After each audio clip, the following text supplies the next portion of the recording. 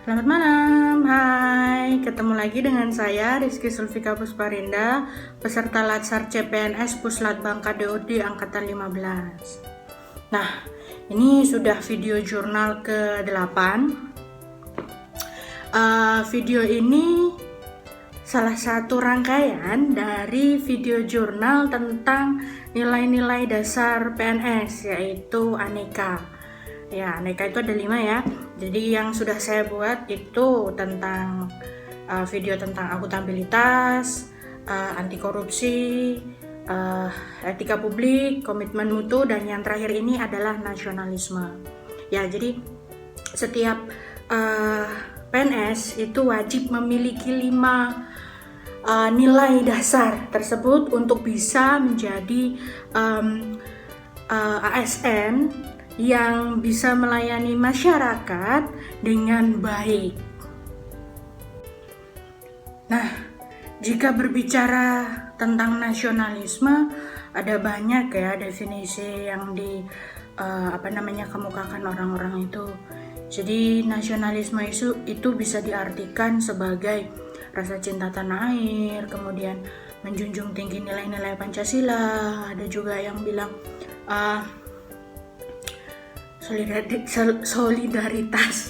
solidaritas antar sesama, kemudian apalagi ya, menggunakan produk dalam negeri. Jadi banyak macamnya dari menunjukkan rasa nasionalisme itu sendiri.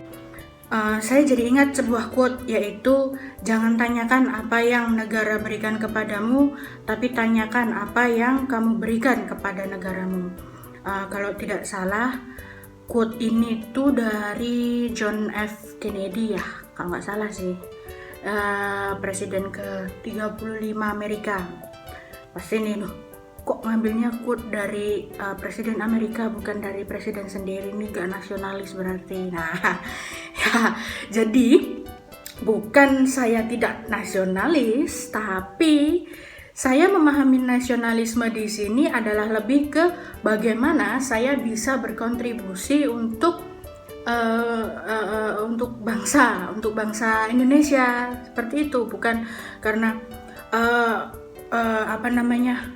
ngambil quote dari presiden luar negeri makanya nggak nasionalis, tidak. Karena ya itu tadi kan saya sebelumnya sudah bilang bahwa pemahaman nasionalisme, definisi arti dari nasionalisme itu setiap orang berbeda-beda gitu, dan bagaimana cara orang tersebut menunjukkan rasa nasionalismenya juga itu berbeda-beda gitu. Seperti itu sih bagi saya.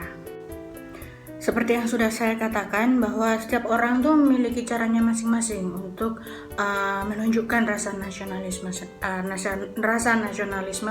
terhadap bangsa dan negara Indonesia ini. Nah, bagi saya pribadi, saya akan berbicara sedikit ya tentang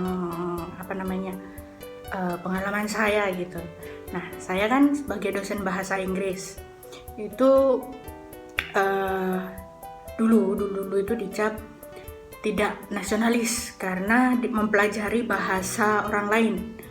Ada yang bilang juga bahasa Indonesia aja nilainya jelek, pakai ngajar bahasa Inggris, itu kan bahasanya orang lain bukan bahasa Indonesia, itu kan tidak mencerminkan nilai nasionalisme. Nah ya, itu yang saya terima itu waktu saya belajar tentang bahasa Inggris. Apalagi kan dengan saya belajar bahasa Inggris, proses saya pada saat belajar bahasa Inggris itu kan saya mendengarkan lagu-lagu bahasa Inggris, kemudian menonton film-film yang menggunakan bahasa Inggris seperti itu. Dan bahkan juga untuk tim sepak bola pun saya lebih mendukung, saya fans dari sepak bola dari Inggris, yaitu Manchester United. Nah, di situ juga saya dibilang coba dukung timnas Indonesia, nggak mau nonton sepak bola Indonesia, ini lebih suka nonton Manchester United yang main gitu. Nah ya itulah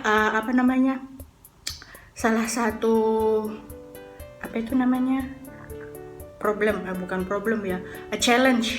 challenge dari seorang yang mempelajari bahasa Inggris bagi saya.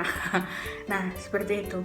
Padahal bagi saya pribadi, dengan saya belajar bahasa Inggris dan juga menjadi pengajar bahasa Inggris, itu merupakan cara saya, usaha saya untuk membantu meningkatkan kualitas sumber daya manusia, ya kan?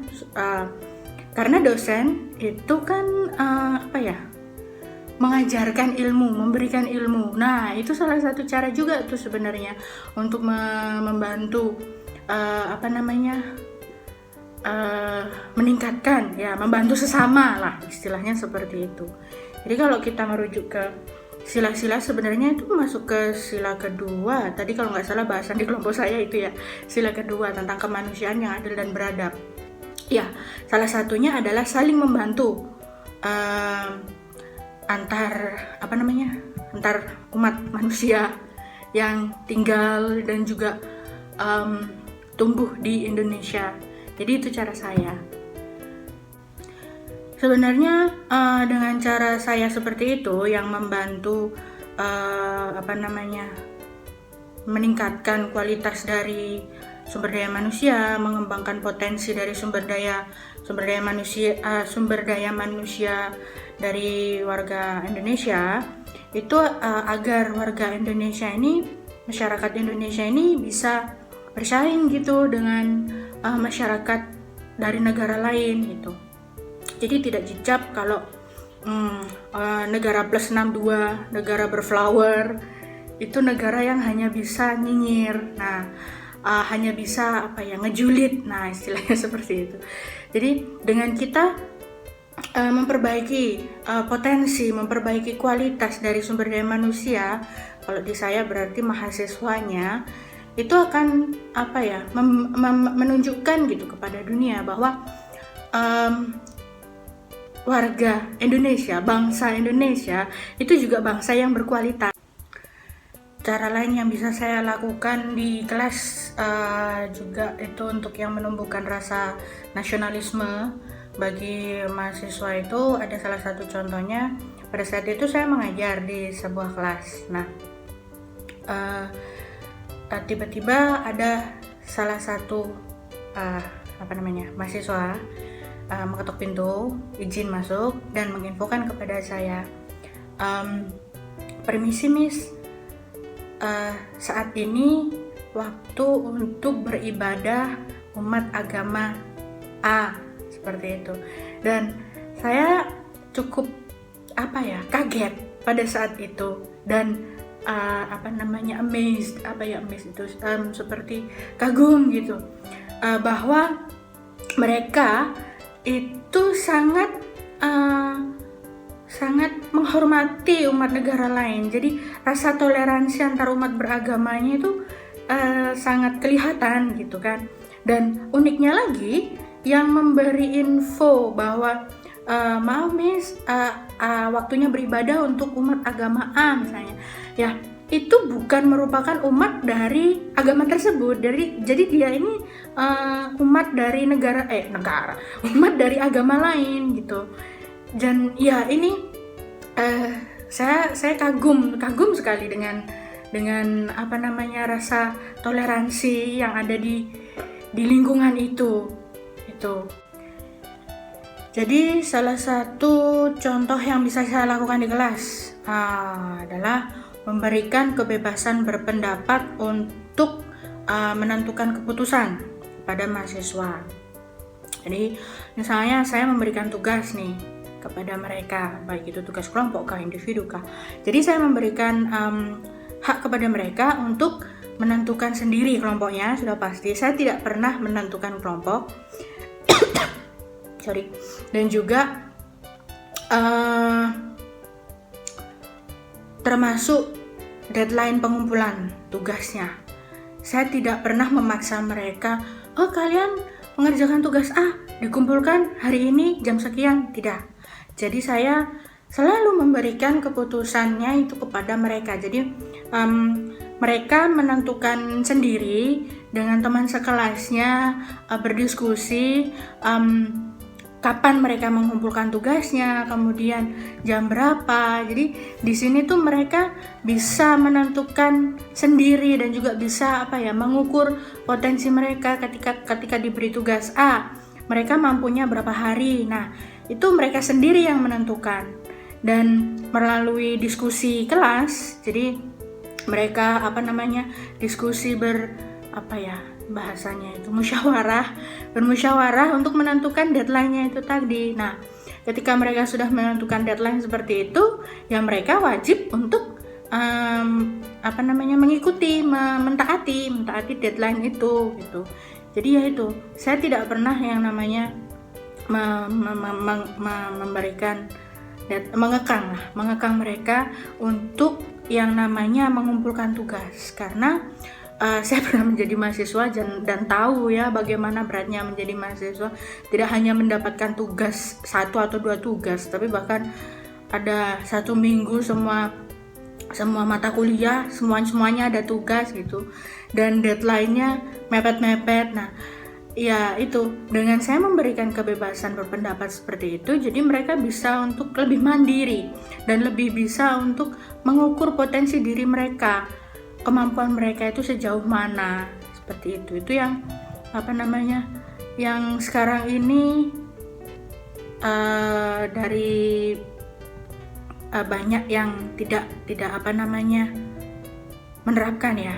Jadi ya banyak yang tetap mengekang mahasiswa, kalian harus mengumpulkan tanggal sekian, jam sekian, seperti itu. Jadi tidak memberikan kebebasan gitu bagi mereka. Oke, untuk closing statement di video kali ini tentang nasionalisme adalah bahwa setiap orang memiliki caranya masing-masing untuk mencerminkan rasa nasionalisme. Jadi bukan berarti orang yang belajar bahasa lain, kemudian suka bahasa atau lagu-lagu dari yang bukan Indonesia, kemudian suka tim sepak bola bukan dari Indonesia, itu bukan orang yang tidak memiliki rasa nasionalisme. Jadi rasa nasionalisme itu bisa ditunjukkan dari cara dan usaha orang masing-masing. Jadi kita tidak bisa mencap langsung, oh kamu tidak nasionalis, kamu belajarnya bahasa orang lain, bahasa penjajah, seperti itu. Atau kamu sukanya bukan suka lagu-lagu Indonesia, kamu sukanya lagu-lagu penjajah, seperti itu. Bukan. Jadi ya itu tadi yang sudah saya bilang sebelumnya, bahwa selain memiliki cara dan usaha masing-masing, itu lebih dilihat ke kontribusi kita, apa yang sudah kita berikan kepada negara. Jadi itu yang lebih, menurut saya, lebih bisa untuk disebut memiliki rasa nasionalisme. Jadi ada yang diberikan gitu kepada negara, baik itu kecil, kontribusinya kecil sekali. Nah, itu tetap kita bisa sebut sebagai orang yang memiliki rasa nasionalisme. Oke, cukup sekian dari video saya kali ini tentang nilai-nilai dasar PNS yang terakhir, yaitu nasionalisme. Sampai jumpa pada video yang lainnya, yang pasti bukan aneka lagi ya, karena aneka sudah selesai materinya. Jadi tinggal bagaimana saya sebagai ASN nantinya menerapkan nilai-nilai dasar PNS ini, aneka ini, dengan baik di instansi tempat saya bekerja nanti. Oke, terima kasih sudah menonton video saya. Sampai bertemu di video selanjutnya.